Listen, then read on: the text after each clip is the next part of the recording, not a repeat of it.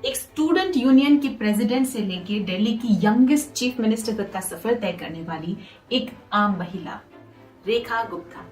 आइए जानते हैं उनका राजनीतिक सफर इंडिया कनेक्टेड के साथ। रेखा गुप्ता का राजनीतिक सफर शुरू होता है दिल्ली यूनिवर्सिटी से, जहां पर वो जानी जाती है अपने बुलंद जज्बे और निडरता के लिए, और उसी के कारण वो जीत जाती है और बन जाती है स्टूडेंट यूनियन की प्रेसिडेंट एबीवीपी से।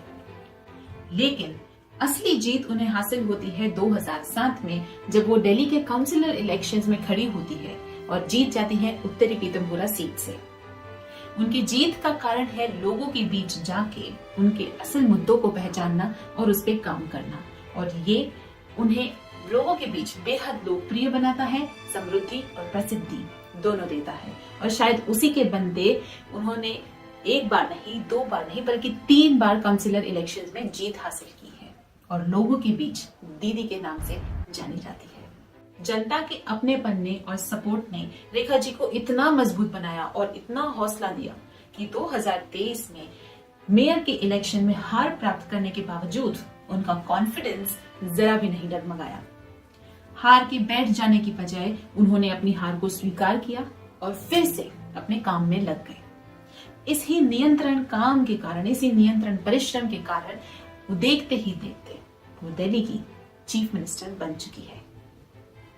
एक वकील से लेके एक चीफ मिनिस्टर तक का सफर, दिल्ली की सबसे यंग चीफ मिनिस्टर और चौथी महिला चीफ मिनिस्टर, ये उपलब्धि आज हमारे देश के लिए, देश की महिलाओं के लिए बहुत ही इंस्पायरिंग है। रेखा गुप्ता हमेशा से ही वुमेन एम्पावरमेंट की बहुत बड़ी समर्थक रही है और उनका करियर हमारे देश की महिलाओं के लिए एक बहुत बड़ा उदाहरण बन चुका है। यहाँ तक कि उनकी जीत के पीछे का कारण भी दिल्ली की महिलाएं हैं। इसके अलावा जब जब कुछ गलत होता हुआ पाया है, हमने रेखा गुप्ता जी को अपनी आवाज उठाते हुए भी पाया है। वे करप्शन के कट्टर खिलाफ है और हमने उन्हें कई बार आम आदमी पार्टी के, चाहे शीश महल कंट्रोवर्सी हो या लिकर पॉलिसी स्कैम हो या फिर डीजीपी स्कैम हो, हमने उनको अपनी आवाज उठाते हुए जरूर पाया है। और उनके इसी निडरता और बुलंद जज्बे ने आज उन्हें अपनी कॉन्स्टिट्यूएंसी से निकाल के पूरे दिल्ली की जिम्मेदारी उनके हाथों में सौंप दी है। क्या रेखा गुप्ता एक अच्छी चीफ मिनिस्टर बन पाएगी? क्या वो दिल्ली को करप्शन मुक्त कर पाएगी? या क्या वो लोगों के मुद्दों को समझ पाएगी? इन सारे प्रश्नों का जवाब फिलहाल तो हमारे पास नहीं है, लेकिन इन सब का उत्तर देगा समय।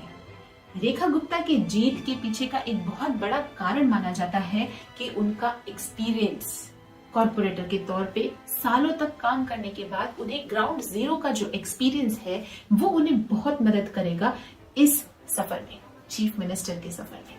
लेकिन दूसरी तरफ जनता का एक हिस्सा ये बात भी मानता है कि रेखा गुप्ता की जीत का कारण है उनकी कास्ट। माना जाता है कि दिल्ली के मेजॉरिटी इलेक्टर्स बनिया कम्युनिटी के हैं और उसी के कारण उन्हें ये जीत प्राप्त हुई है, क्योंकि रेखा गुप्ता खुद बनिया कम्युनिटी की है। अब सोचिए, हम 2025 में जी रहे हैं और आज भी हम काम की नहीं, कास्ट की बातें करते हैं। मुझे उम्मीद है कि रेखा गुप्ता का काम बोलेगा और ना कि कास्ट। मुझे उम्मीद है कि लोग काम पे ध्यान देंगे और कास्ट को काम से अलग कर देंगे।